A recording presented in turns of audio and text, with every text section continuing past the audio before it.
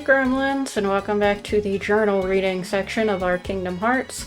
I just beat the stupid scorpion thing that we'll get to see here in a second, but as for the puppies, we found a couple in Monstro. We're still missing some, but I'll do a search for stuff later. It's just easier to do one like big loop of backtracking than having to backtrack every like 2 hours because I got something new.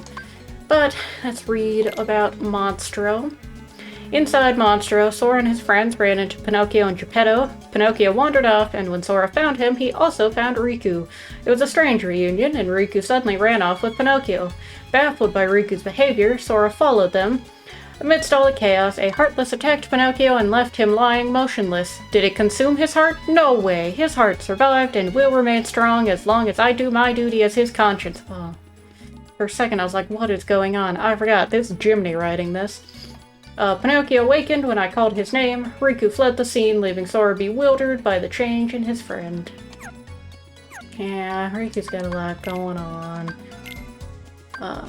Let's see. We got Geppetto, since we had met Pinocchio before. The kind, gentle clockmaker. All his skills went into making Pinocchio. When the little puppet disappeared, Geppetto set out to find him, but he and his tiny boat were swallowed by Monstro, the whale. He provided shelter in Pinocchio 1940. And he is a sweet old man. I forgot that he was a clockmaker. I knew obviously he worked with, like wood and things, because that hole he made Pinocchio. I just forgot that he was a clockmaker and not like a marionette maker or whatnot. It might depend on the story too. Maybe he is sometimes. And new enemies. Okay, like I said, the main one, I would try to keep these things off the screen model-wise as much as I can. But I will also put an arachnophobia warning just in case. Especially because these guys at least have an eyeball. Barrel Spider, Gunpowder Barrel turned Heartless. They charge into their enemies and explode. Any physical impact or fire will set them off. I guess that makes sense, they are gunpowder. And it is interesting, again, I'll try not to keep it on there too long, but it is interesting that the coloration they have on the legs helps give it that kind of spidery fuzz look. And then this dumb motherfucker, the Pot Scorpion, an ordinary pot turned heartless by the power of darkness. Unlike the Pot Spider, its pot is tough as nails. A simple attack won't be enough to make it cry for mercy. It emanates poisonous fumes as it attacks its prey. Yes, it does. And it was a pain in my ass. And I hate him. Anywho. Search Ghost, Heartless that mostly appear in Atlantica, which is interesting because we're not in Atlantica.